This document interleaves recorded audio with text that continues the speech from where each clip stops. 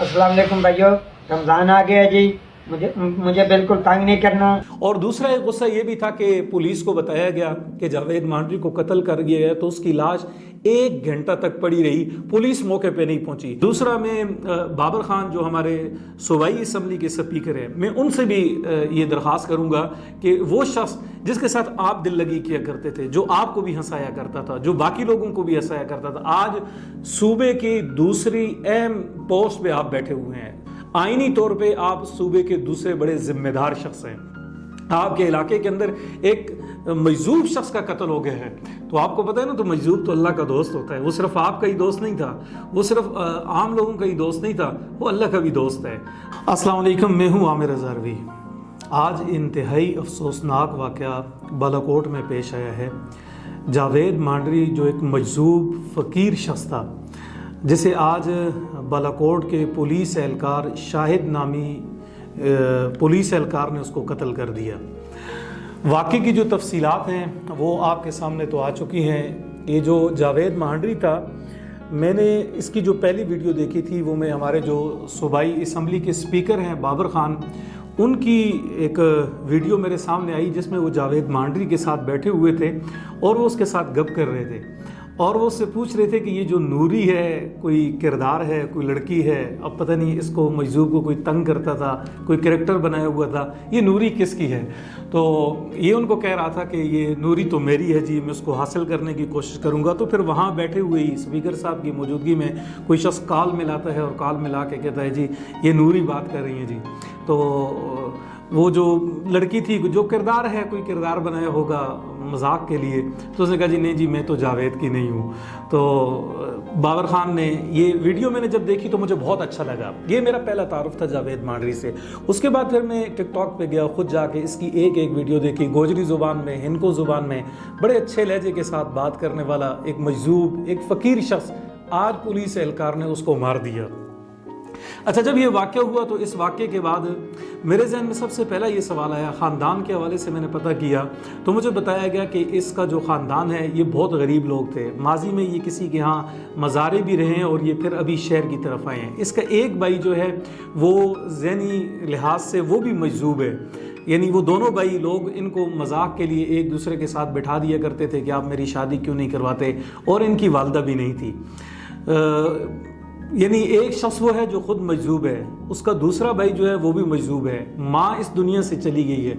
अच्छा, वो शख्स लोगों को हंसाता था, प्यार भरी बातें किया करता था। मजजूब लोगों का क्या काम होता है? अच्छा, लोग उसको तंग करते थे, कोई मजाक किया करते थे, कोई उसको पैसे दे देते थे। अभी हाल के दिनों में मेरा ख्याल है जो ये क्रिकेट मैच हो रहे थे तो वहाँ शानी नाम का भी एक दूसरा कोई नौजवान सा है छोटे कद का, और साथ ये जावेद मांडरी एक दूसरे के साथ गपशप किया करते थे। आज अफ्तारी के वक्त शाहिद नामी नौजवान ने जावेद मांडरी को कत्ल कर दिया। अच्छा, जब उसको कत्ल किया तो उसके बाद ये बात चल पड़ी जी ये मजाक कर रहे थे और पुलिस एहलकार ने मजाक में गोली चलाई और उसे लग गई। यार कितने अफसोस की बात है कि एक शख्स पुलिस का एहलकार जिसके हाथ में असला है, उसे नहीं पता कि भाई असला चलाने का क्या तरीका है, उसकी पूरी ट्रेनिंग होती है और फिर उसको मार दिया गया है और आप उसे हंसी मजाक का नाम दे रहे हैं। आज लोग उठे हैं और उठ के उन्होंने रोड भी बंद कर दिया और बालाकोट थाना भी जला दिया। बालाकोट थाना जलाना, कानून को हाथ में लेना, ये किसी तौर भी ठीक नहीं है। ये इसकी हिमायत नहीं की जा सकती कि आप उठते हैं और कानून हाथ में लेना शुरू कर देते हैं। हाँ, लोगों को गुस्सा शायद इस वजह से भी हो कि जावेद मांडरी का कोई भी नहीं है, उसका कोई पढ़ा लिखा ख़ानदान में कोई शख्स नहीं है, तो बेबस शख्स के लिए हमारी कौम निकल आती है। और दूसरा एक गुस्सा ये भी था कि पुलिस को बताया गया कि जावेद मांडरी को कत्ल कर दिया गया, तो उसकी लाश 1 घंटा तक पड़ी रही, पुलिस मौके पे नहीं पहुंची। फिर जो ही खबर फैली तो फिर लोग खुद आए, उन्होंने आके रास्ता भी बंद कर दिया और थाना बालाकोट भी जला दिया। ये वाक़या तो आपको पता है, लेकिन मैं 2 लोगों से इस वक्त मुखातिब हूँ। एक अपने DPO मानसेरा से। DPO मानसेरा, मैंने अभी तक उनके हवाले से सच्ची बात है कोई ऐसी बात नहीं सुनी कि मैं कहूँ कि वो कोई करप्ट आदमी है या कोई ऐसी बात जो माजी के DPO, देखें पुलिस का और मीडिया का आपस में चोली दामन का साथ है, अभी तक कोई उनकी ऐसी बात सामने नहीं आई कि हम कहें। मुझे तो बाज़ एहलकारों ने यह भी बताया कि उन्होंने پہلے ہی میٹنگ میں اپنے ماتحت جو اہلکار ہیں ان کو کہا کہ اگر کسی نے انکاؤنٹر کیا تو اس کو اس کی سزا بھگتنا پڑے گی.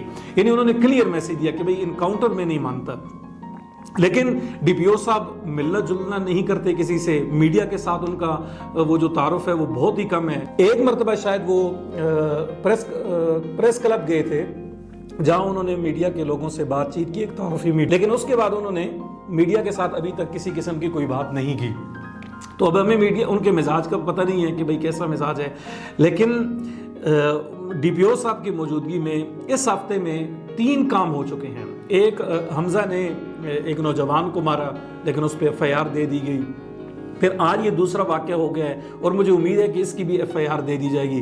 اور تیسرا واقعہ, خیر وہ تو ہمارے ڈی پی او صاحب کے اس میں نہیں آتا, لیکن ہزارہ پولیس نے ہماری موٹر وے جو پولیس ہے, ہمارے صحافی ہیں عمیر خان, ان کے کزن کو بھی یعنی گاڑی کے اندر اسے بھی گولی مار دی. موٹر وے پولیس کو اب آپ دیکھیں, نوجوان شخص عمر جس کا نام ہے 20-22 سال عمر, اسے بھی گولی مار دی.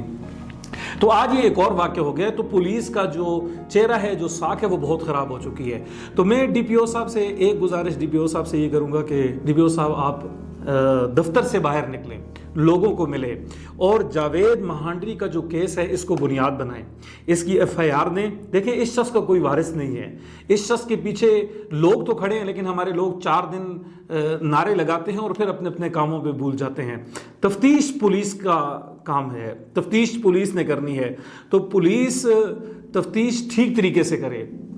ڈی پی او اپنی نگرانی میں ایک مجذوب اور فقیر شخص کی تفتیش کروائیں گے تو مجھے یقین ہے کہ اللہ تعالیٰ انہیں اس دنیا میں بھی اور آخرت میں بھی اس کا اجر دے گا. میں ڈی پی او صاحب سے یہ توقع رکھتا ہوں کہ وہ تفتیش کے معاملے میں اپنے ماتحتوں کو ڈنڈی نہیں مارنے دیں گے.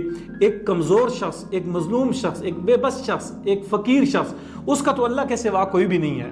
لوگ کھڑے ہیں, میں یہ نہیں کہتا, لیکن لوگ 4 دنوں کے بعد اپنے اپنے کاموں میں ہوں گے, پھر پولیس کا محکمہ ہوگا, یہی کاغذات ہو گئے. یہ جاوید مہانڈری کا خون نہیں ضائع جانا چاہیے.